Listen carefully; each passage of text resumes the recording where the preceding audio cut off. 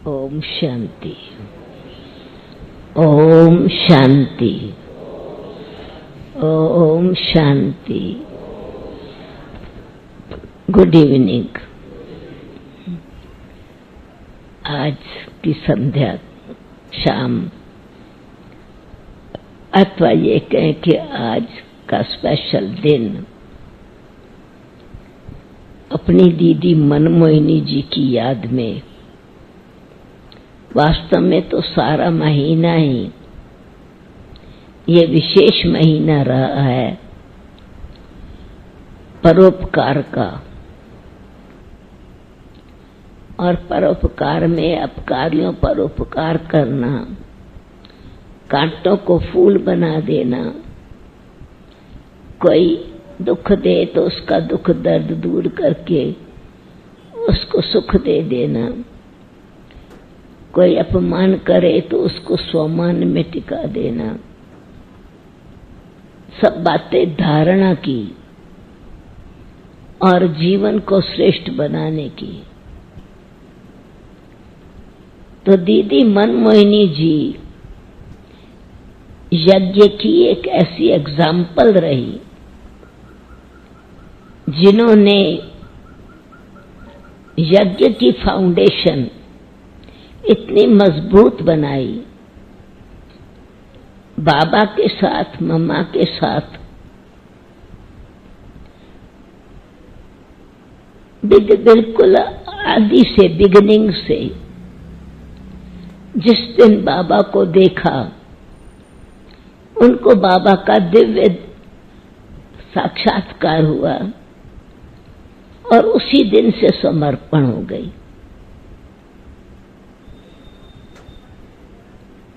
बाबा को, दीदी को बाबा श्री कृष्ण नजर आता था, छोटा बेबी नजर आता था।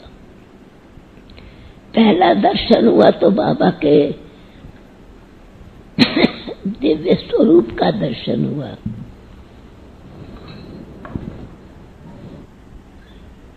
दीदी जी,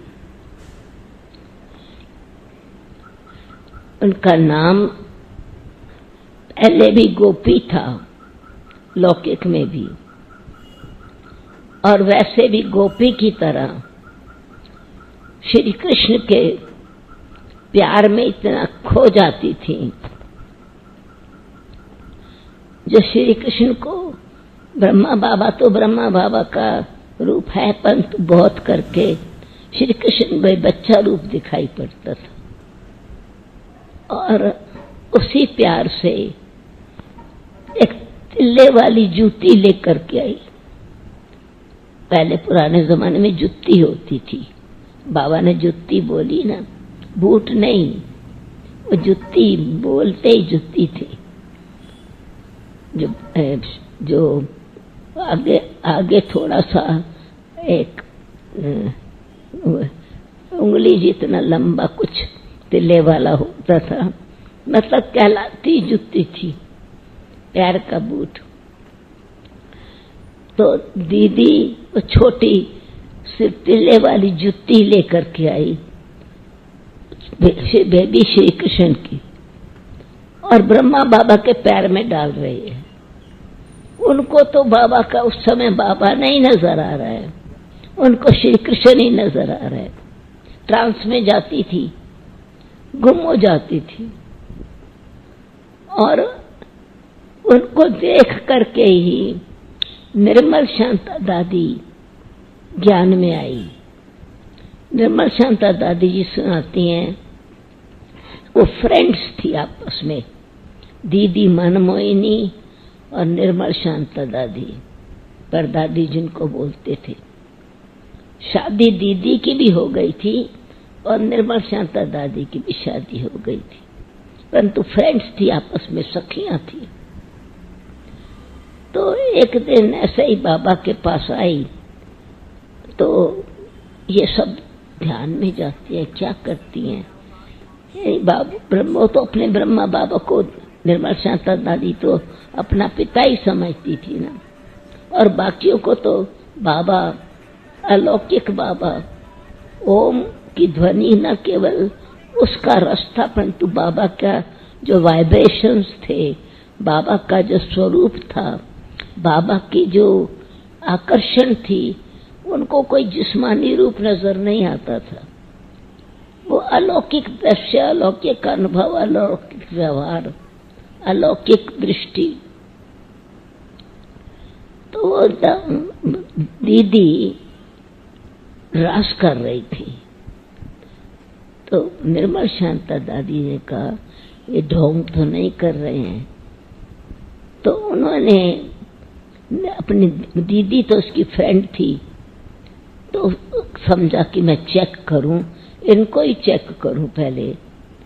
तो पिन लेकर के निर्मल शांता दादी सुनाती हैं कि मैंने पिन सुई लेकर के उनके पैर में चुभोई। उनको तो कुछ अनुभव ही नहीं हुआ कि पिन मतलब उसको चुभा है क्या, वो तो मस्ती में ही मस्त रही। तो कहा कि मुझे क्यूरोसिटी हुई कि आखिर ये कहाँ चली गई है, इसको क्यों नहीं, ये शरीर का शुद्ध क्यों नहीं है। यानी शरीर में होते मैंने पिन चुभाया, इसको पिन चुभा हुआ महसूस ही नहीं हुआ, और उसी मस्ती में डांस कर रही है। तो जब डांस पूरा किया तो उसने कहा कि तुम क्या कर रही थी। तो दीदी ने अपना अनुभव सुनाया कि मैं क्या अनुभव कर रही थी। तो दीदी ने, निर्मल शांता दादी ने को थोड़ा क्यूरोसिटी हुई, तो समझा कि कुछ दिन के बाद मैं भी फिर आऊंगी। मतलब अच्छा लगा वो जो सीन था, बहनें और जो बच्चे और जो भी कोई थे वहाँ उस ग्रुप में, जो ओम मंडली में, उनका चेहरा चमकता हुआ, उनका बेहद का इस दुनिया, इस भान से पार रहना, वाइब्रेशन ही अलग थे। तो कहा कि अच्छा, तो दीदी पर विश्वास रख करके, अनुभव करके और बाकियों का भी वातावरण जो देखा, तो ब्रह्मा बाबा को कहा कि अगले वीक जब भी उनको आना था का कार भेज देना, मैं आऊंगी। बाबा ने कहा बच्ची जब समय आएगा तो देखेंगे। तो उनको थोड़ा गुस्सा लगा कि ये इनको ज्यादा प्यारे हैं और मैं कार के लिए कह रही हूँ। तो बच्ची जब समय आएगा तो बताएंगे, भेजेंगे। तो उस समय इसी बीच में तो फिर निर्मल शांता दादी की कहानी आ जाती है। मतलब उनको एक्सपेक्ट कर रही थी, और उनको जो उनकी रत्ना बेटी है वो समय से पहले पैदा हो गई। नहीं, उनको स्वप्न आया दादी अपनी निर्मल शांता दादी को कि बच्ची, उनको श्री कृष्ण नजर आया और ब्रह्मा बाबा नजर आया, और कहा कि जिसको तू अपना पिता समझती है वो सिर्फ तेरा पिता नहीं है, वो तो प्रजा का पिता है, सबका पिता है, और होवनहार श्री कृष्ण है। तो ये दीदी के अनुभव से अंदर का जो इम्प्रेशन था, और फिर ये साक्षात्कार की बात हुई, और फिर वो जो उसने डेट दी थी आने की, उस समय उनकी बेबी कुछ दिन पहले पैदा हो गई, तो आ नहीं सकी, तो कार का तो क्वेश्चन ही नहीं रहा। तो बाबा को मालूम था कि मतलब ये प्रैक्टिकल नहीं होगा, परंतु शब्दों में बाबा ने नहीं बोला, समय आने पर देखा जाएगा। उनको गुस्सा लगा कि मैं कार नहीं, मतलब मना कर रहे हैं कि नहीं भेजने। तो दीदी निमित्त ऐसे शुरू से ही सेवा, कोई ना कोई प्रकार से सेवा के निमित्त बनी, और निर्मल शांता दादी फर्स्ट नंबर। तो दीदी जी को बाबा ने यज्ञ का कंट्रोलर की ड्यूटी दी। जो भी जैसे यज्ञ स्थापन हो गया, उस समय जितने भी डिपार्टमेंट थे उसको संभालने वाली मम्मा के साथ दीदी जी थी। तो दीदी में एक स्वाभाविक रीति से मैच्योरिटी भी थी एक्सपीरियंस भी था, विजडम भी थी। तो दूसरी ड्यूटी बाबा ने दी, क्योंकि जो बंधन में लोग थे, माताएं वैसे तो नहीं आ सकती थी, तो दीदी सोइंग में होशियार थी, मशीन कपड़े सिलाई में, मतलब एक होशियार का मतलब जानती थी। तो दीदी जी ने एक प्रकार का स्थान बनाया, जैसे कि ये बहनों के लिए, माताओं के लिए सिलाई सीखने का स्थान है। एक फोटो आपने देखा होगा।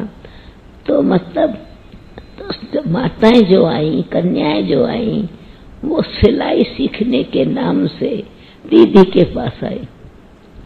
तो इनडायरेक्ट सेवा, यानी दीदी का जो पार्ट है वो यज्ञ को संभालने का और जीवन से जीवन बनाने का शुरू से ऐसा चला।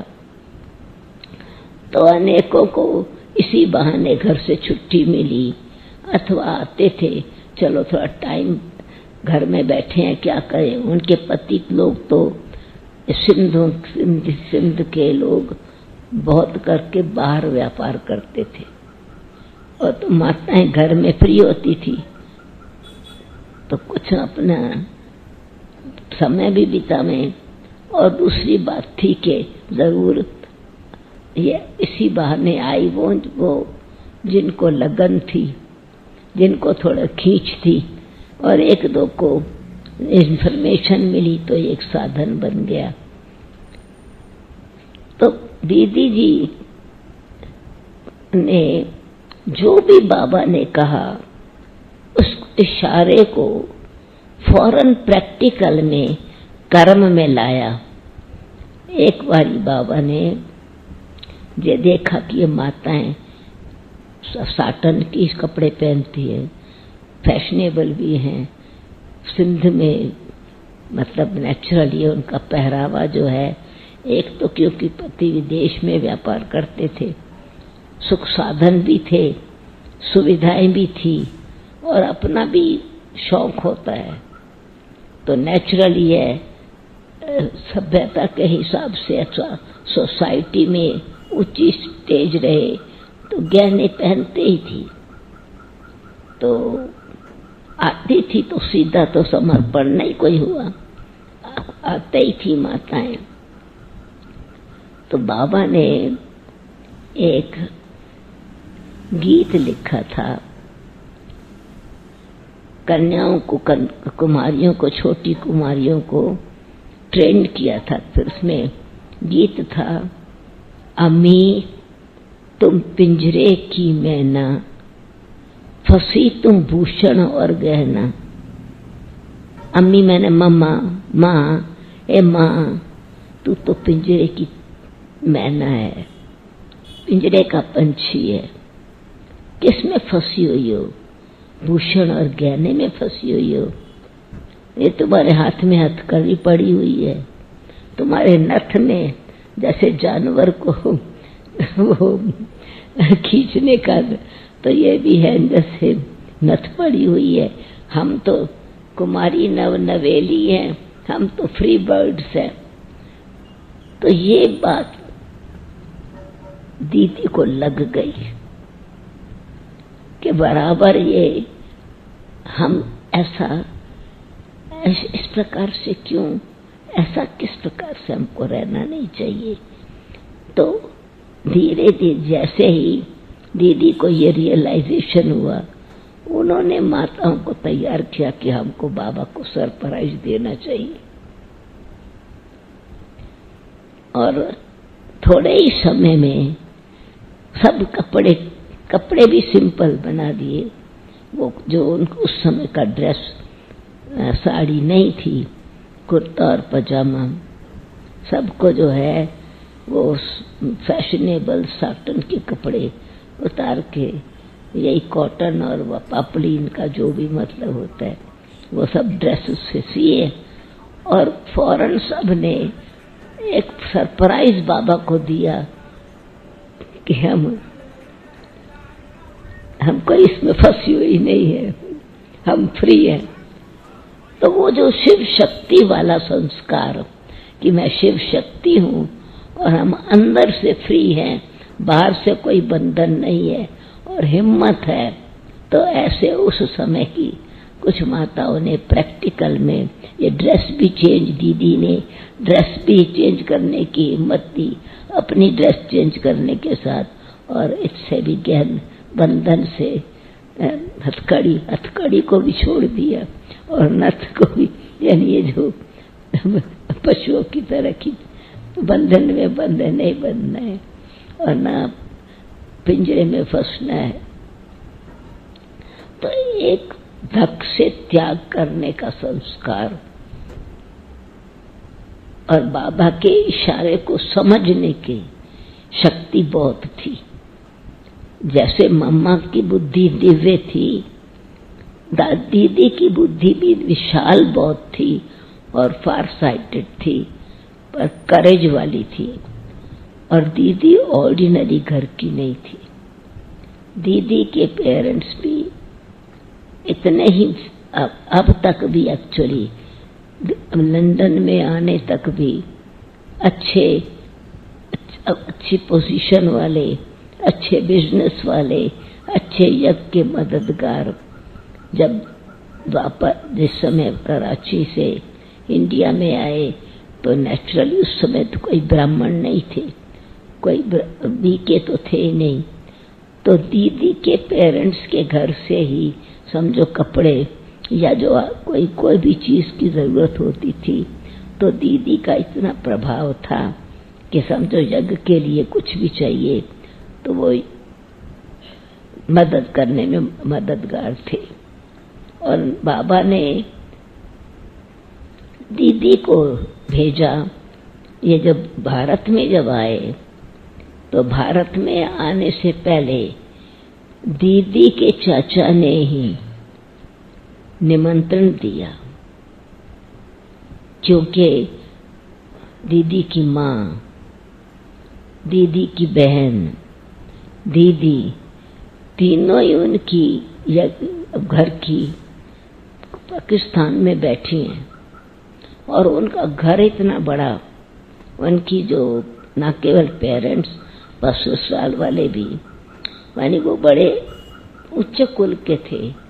उनको ये होता था कि ये तो हमारे कुल की शान नहीं है कि हमारी बहू बेटियां पाकिस्तान में हैं, पता नहीं क्या हो जाए, कल क्या हो। तो उनका जो दीदी का ही, मैं इसमें तो चाचा ही था जहाँ तक मुझे कुछ ऐसा समझ, तो उसने ऑफिशियली गवर्नमेंट से कम्युनिकेशन करके ये कर लिखवाया था कि हमारा परिवार, हमारे मेंबर्स वहाँ पर हैं और हम चाहते हैं कि वो भारत में आए और सेफ्टी से आए, ताकि गवर्नमेंट की भी सेफ्टी हो। वो तो पीछे बात जब ट्रांसफर हुए, परंतु बाबा ने तो उनकी दीदी के अंकल ने बुलाया था दीदी को। तो दीदी और आनंद किशोर भाई, दादा आनंद किशोर, ये भारत में आए और दीदी ने निमित्त बनी ब्रिज कोठी। पहले भारत में ये पहला जो स्थान, पांडव भवन तो अभी है, परंतु पहला स्थान जिसमें बाबा आके ठहरे और सारे बाबा के बच्चे जो बाबा के साथ आए। ये बैगरी पार्ट तो पीछे शुरू हुआ, परंतु ट्रांसफर जब हुए तो सारे शिप में इकट्ठे ही आए ना।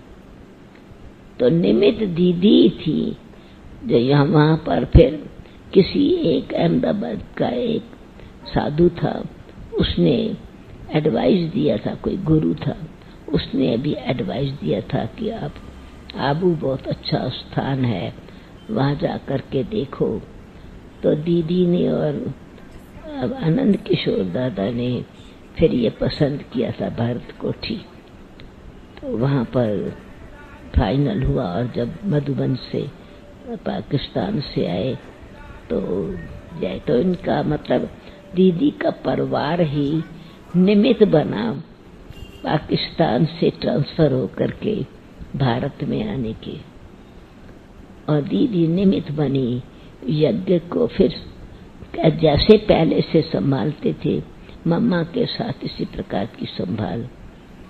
परंतु क्योंकि दिल्ली मेन स्थान था, तो दिल्ली में सेवा जब शुरू हुई तो दीदी दिल्ली की, उस समय और कोई सेंटर्स नहीं थे दिल्ली, बॉम्बे में या एक दो स्थानों पर और सेंटर थे, पर पंजाब नॉर्थ इंडिया में सेंटर्स खुलना शुरू हुआ।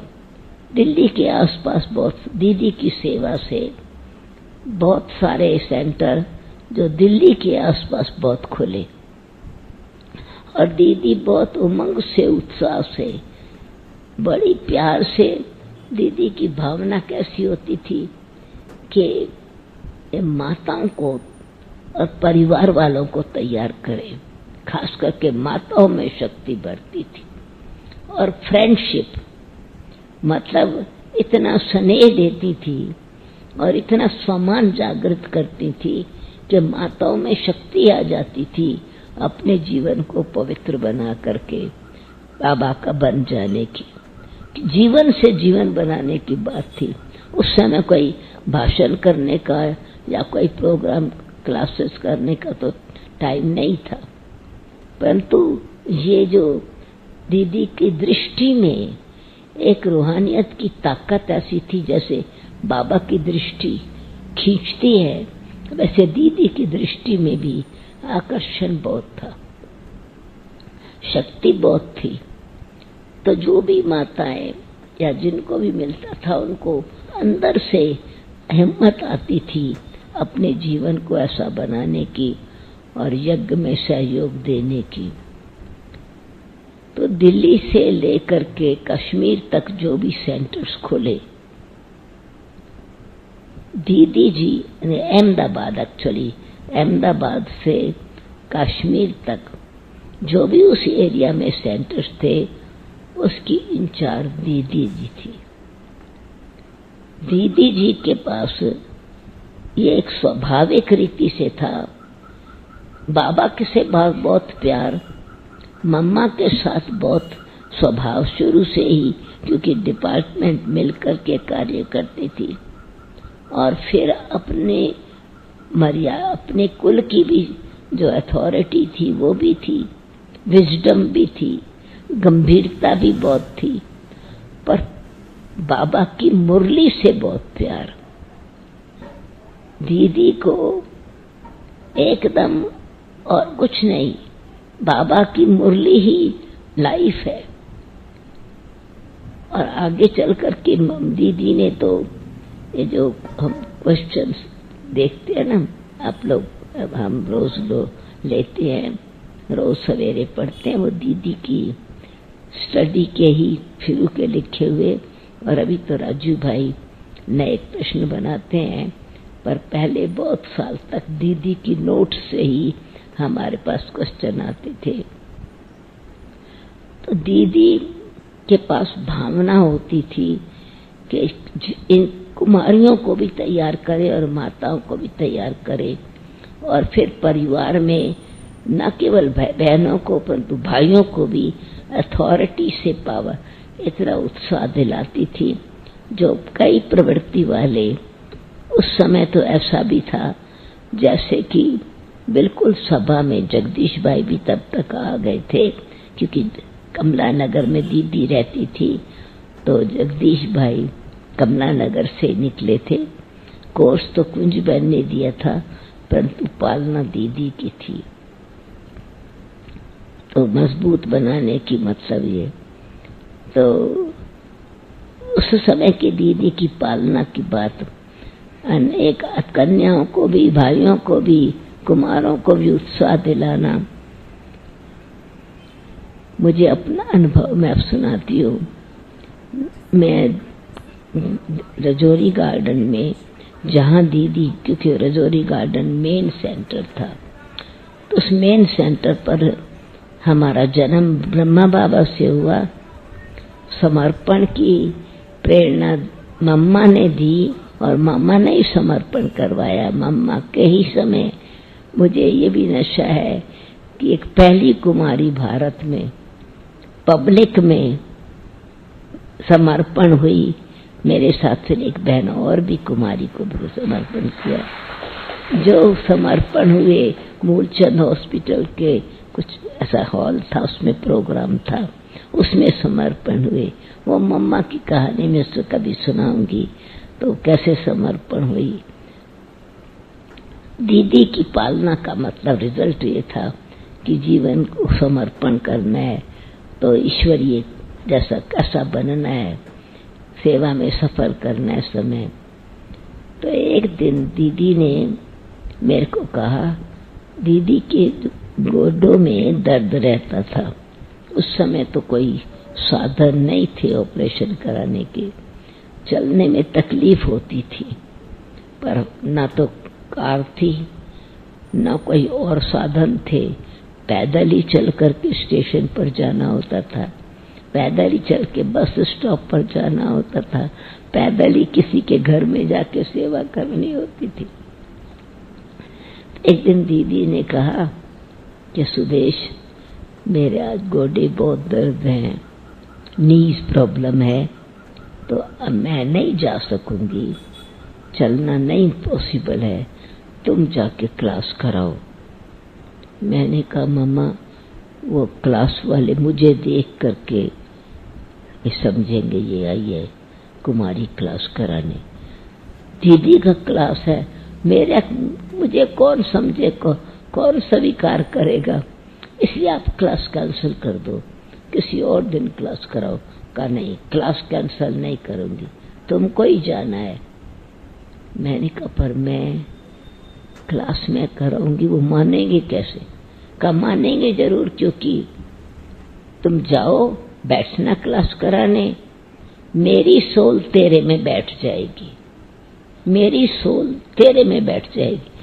मैंने कहा ऐसे कोई सोल, आप तो सोल, आपकी सोल कैसे मेरी सोल में बैठेगी? मैंने कहा अजीब बात है, ऐसे थोड़ी सोल प्रवेश होती है। कहा कि देखो, मैं जब क्लास कराती हूँ तो मैं सोल बन करके बैठती हूँ, फिर बाबा जब मेरे को टच करता है तो मेरी सोल तेरे में बैठी होगी, तो बाबा को जो मेरे को टच करना था वो तेरे को टच करेगा। तो ऐसे ही सब समझेंगे दीदी ने टच, दीदी की क्लास है, फर्क नहीं पड़ेगा, तुम जाओ जरूर। इतना विश्वास और इतना निश्चय से हमको भेजा, और बराबर यही वाली बात थी, हमको भी हिम्मत आई। दीदी की भावना ने हमको एक हिम्मत दिलाई और ये भी एक सबक अथवा पाठ पढ़ाया कि हिम्मत रखने से मदद बाबा की मिलती है। एक कदम हिम्मत का, 1000 कदम मदद के। दूसरी बात निश्चय कि बाबा को बुद्धि समर्पण करोगी तो बुद्धि में टच होगा। कहानियां नहीं सुनाना, क्योंकि उस समय कोई कोई कुमारियां और कोई कोई बहनें भाषण करती थी, क्लास कराती थी, तो कहानियां बहुत सुनाती थी उसमें भाषण में। तो कहा कि नहीं, बाबा को टच करने दो तो फिर बाबा टच करेगा। तो ये भी दीदी की मिली हुई शिक्षा है कि बुद्धि को समर्पण करो तो बाबा अपने आप ही बुद्धि को उस समय टच करता जाएगा, और जिनको उनको टच करना है वो अपने आप टच करेंगे। तो ये दीदी का वरदान मिला हुआ है। और फिर दादी जानकी के संग से भी यही है कि जो भी भावना मन की है वो खुले दिल से बाबा के सामने, जैसे बाबा करण करावन हर करा रहा है तो कर रहा है, तो एक तरफ दीदी की पालना, और फिर 25 साल से भी ज्यादा, 35 साल दादी जानकी के साथ रहे। फिर तो दादी जी भारत में आ गए, टोटल तो 50 साल विदेश में रहे। तो दो दीदी दादी की दादी जी के पास तो हमारा, क्योंकि वो तो बॉम्बे में थे, तो इतना कनेक्शन नहीं था। यहाँ पर ही दादी जी का यज्ञ में मधुबन से ही सेवा का जो पार्ट था दादी का, और हमारा बीच बीच में आना होता था, परंतु मेन कनेक्शन दीदी के साथ ही था। दीदी जी के अंदर डिसिप्लिन इतना जबरदस्त था, जरा भी देखती थी कि किसी की दृष्टि थोड़ी किसी की तरफ है तो उसी समय फौरन ध्यान खिंचवाती थी, वाइब्रेशंस को कैच करती थी और फिर बिठा के समझाती थी तुम्हारे जीवन का लक्ष्य क्या है। और सेवा केंद्र पर रहने वाली बहनों को भी बहुत अच्छी धारणा की क्लास दीदी की बहुत, जैसे दादी जानकी की धारणा की क्लास है, दीदी की भी मर्यादाओं की कितनी पालना करनी चाहिए, बाबा की श्रीमत की पालना क्या है, डिसिप्लिन कैसे रखना चाहिए, ये दीदी की ही थी। और बाबा ने, दादी जानकी और दीदी आपस में बहुत गहरी फ्रेंड्स थी। दीदी को क्योंकि पढ़ाई पर बहुत ध्यान रहता था, स्टडी योग में, और दादी जानकी को भी बाबा की बातें बड़ी अच्छी लगती थी, तो इसलिए उनका आपस में बहुत संबंध था। मधुबन जिस समय हम विदेश में थे तो दादी जानकी जी हमेशा, दीदी एवरी डे रोज की जो मुरली पॉइंट्स होती थी वो भी लिखवा करके दादी जानकी को भेजती थी लंदन में, पोस्ट में रोज की पोस्ट रोज आती थी। और बाबा ने दीदी को मम्मा के व्यक्त होने से पहले ही दिल्ली से बुला लिया, मधुबन में रखा। तो जो सारी मधुबन की एडमिनिस्ट्रेशन थी वो दीदी ने पहले ही संभालना शुरू किया।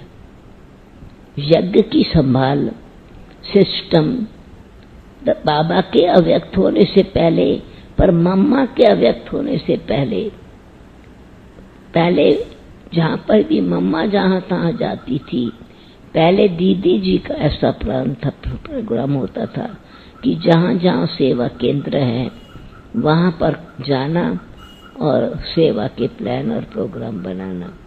यहाँ तक कि जब बाबा अव्यक्त हुए उस समय भी कोई बाबा का तो अचानक की जाने का प्रोग्राम बना, अव्यक्त होने का अचानक समाचार मिला।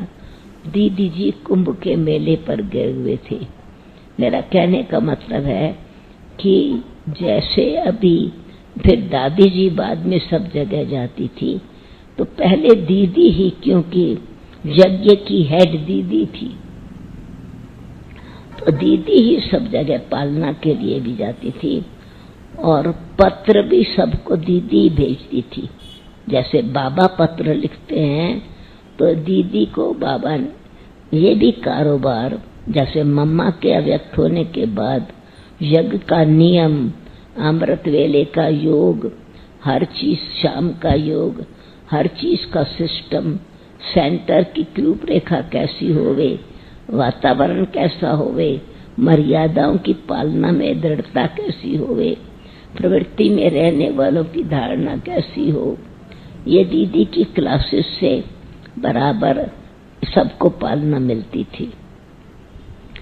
तो जब बाबा अव्यक्त हो गए तो कोई किसी भी प्रकार की कोई परिस्थिति, कोई भी प्रोग्राम किसी का होता था तो दीदी को पत्र लिखते थे। तो दीदी ने ये सिस्टम बनाया। उस वक़्त अंतर्राष्ट्रीय लेटर होता था। अभी तो जैसे एक होता लिफाफा जिसमें पत्र में कागज पर लिख करके फिर लिफाफे में डालते हैं एनवलप, अभी भी वो होता है, भेज सकते हैं। परंतु उस वक़्त एक 3 पेज का पत्र होता था, मतलब उसी पर एक खत, यानी सिर्फ एक इतना सा पेपर, और उसमें दोनों साइड में लिख सकते थे और एड्रेस की जगह होती थी। और दूसरा अंतर्देशीय कार्ड होता था। मतलब चिट्ठी, भारत में ही चिट्ठी लिखनी है तो उसमें 3 पेज होते थे, यानी फोल्ड होता था। तो एक पेज पर दीदी रोज के जो प्रश्न हैं, जो मुरली के प्रश्न और उसके उत्तर और मुख्य पॉइंट्स, वो टाइप करवा लेती थी और वो कार्ड्स तैयार रहते थे। और फिर जो जिसने पत्र लिखा है, कोई समस्या है, कोई समाचार पूछा है, कोई डायरेक्शन पूछा है, तो वो दीदी का ऑफिस बिल्कुल एक अटैची रखनी थी अपने पास, वो अटैची दीदी का ऑफिस था। रोज का कार्य रोज लिखती थी और नोट्स लेती थी बराबर ऑफिशियली 1 2 3 4 5 कौन सा आज कार्य करना है। और मैं जैसे मम्मा की सेक्रेटरी थी, ऐसे दीदी के साथ भी मधुबन में भी रही, तो टिक कर देती थी। जो काम हो गया वो टिक हुआ, जो दूसरा काम है नेक्स्ट डे की लिस्ट में पहले 1 2 3 करके देती, रियली ऑफिशियल। और दीदी को ये था कि ऑफिस होना चाहिए। निर्वैर भाई को भी दीदी मनमोहिनी ने दादी जी से राय करके कि यहाँ ऑफिस होना चाहिए ऑफिशियली। निर्वैर भाई का जो उनको निमंत्रण मिला वो भी दीदी जी की प्रेरणा से और दादी जी की राय से आपस में ये कार्य। उनको ये था कि ऑफिस होगा तो सेवा बढ़ेगी, ऑफिस होगा तो ऑफिशियली यहाँ से लेटर जाएगा, तो जितने जहाँ जहाँ सेंटर हैं उनकी भी सेवा बढ़ेगी और सेंटर वाले फिर दूसरों की भी सेवा कर सकेंगे। और इतना शौक होता था दीदी को, अमृत वेला हमेशा रोज अमृत वेला कराती थी और क्लास में बाबा को लेके आती थी। एक्चुअली बाबा के समय बाबा को दीदी लेके आती थी। जैसे लच्छू तो ब्रह्मणी थी पर मेन पर्सन दीदी थी, तो दीदी ही बाबा को ले आती थी क्लास में। पर बाबा के जाने के बाद अमृत वेले जब क्लास कराती, योग कराती थी, तो तैयार हो क्लास में आने को बाबा जब अव्यक्त हुए तो बाबा ने बिल्कुल अनाउंस किया था, ये मतलब बोला कि दीदी तो है ही कुमार का साथ में होंगी, पर दीदी जी ने प्रकाशमणि दादी जी की विशेषताओं को, उनकी सेवा को, उनकी योग्यता को देखते ये धीरे धीरे कहा कि एडमिनिस्ट्रेशन जो है, जो बाहर के स्थान है, उनकी देखभाल प्रकाशमणि करे और ये यज्ञ का जो सिस्टम है वो फाउंडेशन पावरफुल रहनी चाहिए। तो दीदी ने बाहर जाना कम कर दिया और मधुबन में बैठे हुए सबकी पालना पत्रों द्वारा करती थी। या कोई विशेष कार्य होता था तो तभी दीदी जाती थी, या बाबा के साथ कभी कोई विशेष वार होता तो तभी जाती थी। बाबा आपस में एकता रहे, हमारे यज्ञ में कि फाउंडेशन पावरफुल रहे। तो दीदी ने, दादी और दीदी एक हैं, ये सिस्टम रखा। अगर कोई आकर के बात करता है, कोई बात राय लेता है, तो दीदी कहती थी ठीक है मैंने समझा, दादी से भी राय करेंगे फिर आपको बताएंगे। तो फिर दादी भी फिर ऐसे करती थी, कोई आके बोलता था तो दादी भी फिर यही कहती थी अच्छा दीदी से राय करेंगे। कभी भी एक ने जवाब दे दिया वो अपनी तरफ से मेन समझ करके नहीं। दीदी दादी के लिए बड़ी थी, दादी दीदी के लिए बड़ी थी, दोनों ही एक दो को इतना महत्व देती थी। और दीदी का ये स्लोगन था कि हम 2 शरीर एक आत्मा है।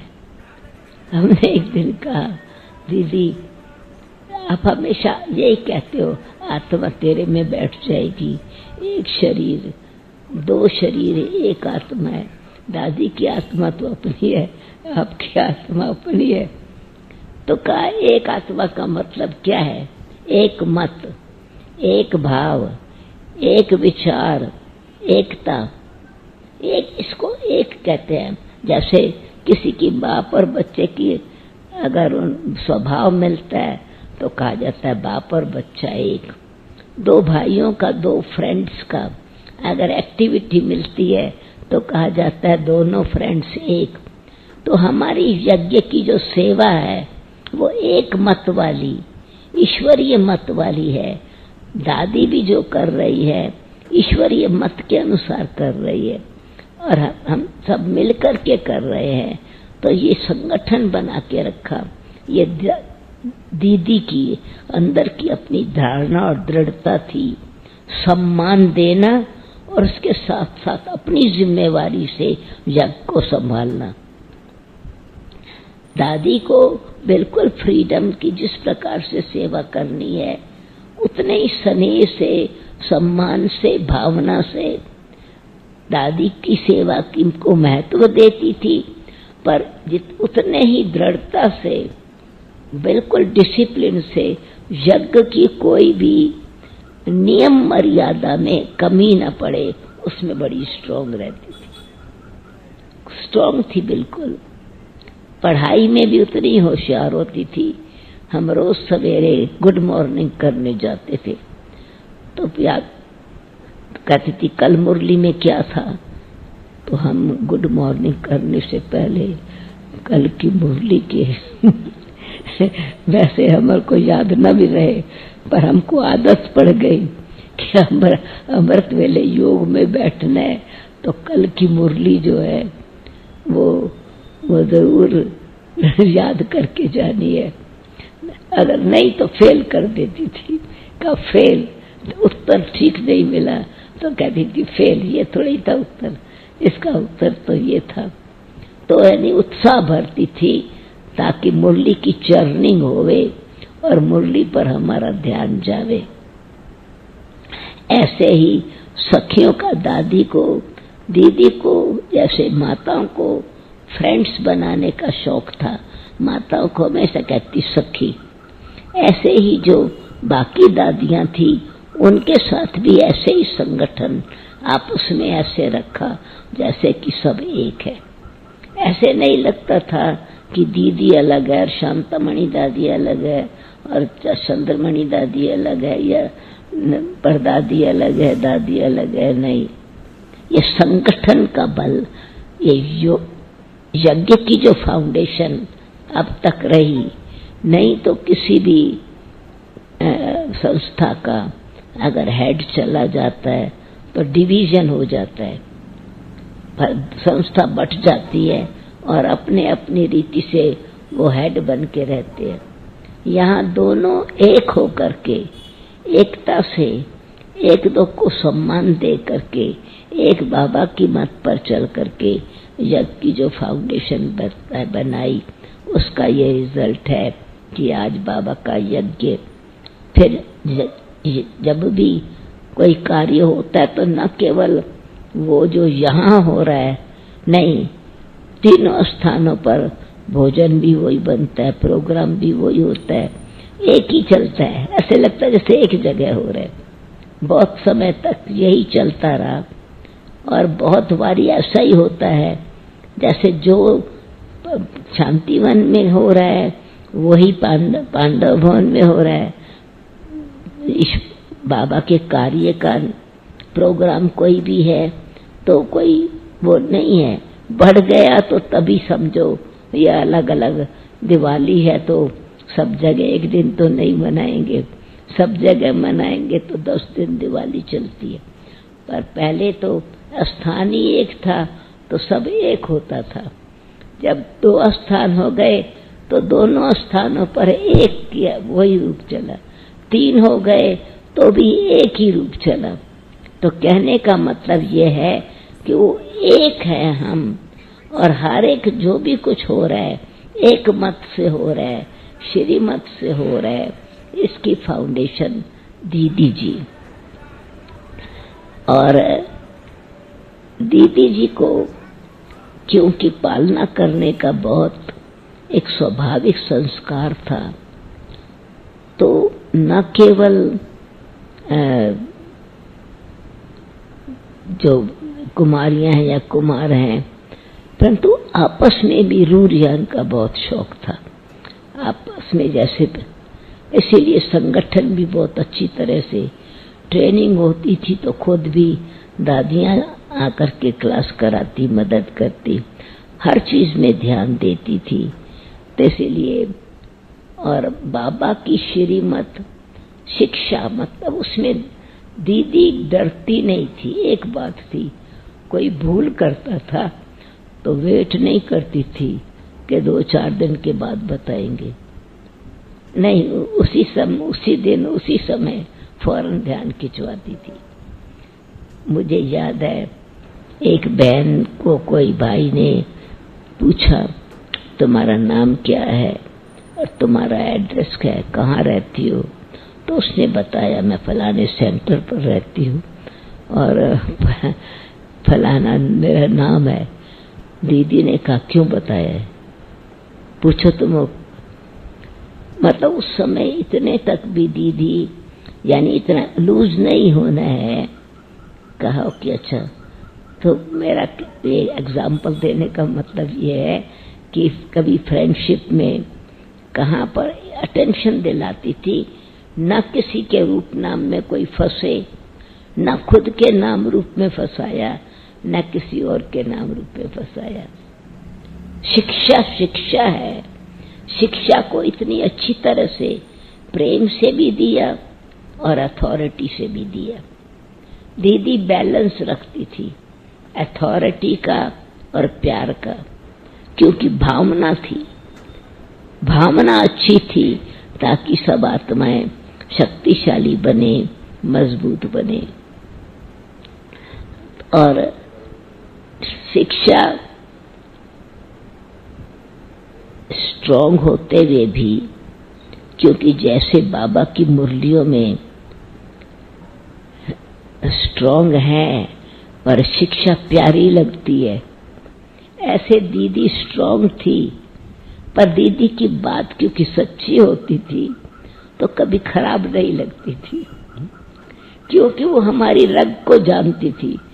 कमजोरी पर ध्यान खिंचवाती थी तो थोड़ा थोड़ा संकोच होता था अपने आप पर, शर्म भी आती थी, पर अंदर से थैंक्स भी कहते थे, क्योंकि दर्पण इस प्रकार से देती थी, विशेषता भी बताती थी और साथ साथ ये रॉन्ग, ये ठीक नहीं किया। किसी की समझो, मानो आपस में कोई पालना करने में होशियार थी, ध्यान देती थी मानो सेंटर पर, कभी कोई कुमारी को, कोई माता को थोड़ी प्रॉब्लम है या किसी का थोड़ा प्रेशर है, तो दीदी फौरन उसको ठीक करती थी, वो चलने नहीं देती थी एटमॉस्फेयर। मुझे याद है, मैं अपनी कहानी सुनाती हूँ। जिस सेंटर पर हम रहते थे उसमें 3 बुजुर्ग माताएं रहती थी। मैं 16 साल की थी और वो बुजुर्ग माताएं 60 से ऊपर थी।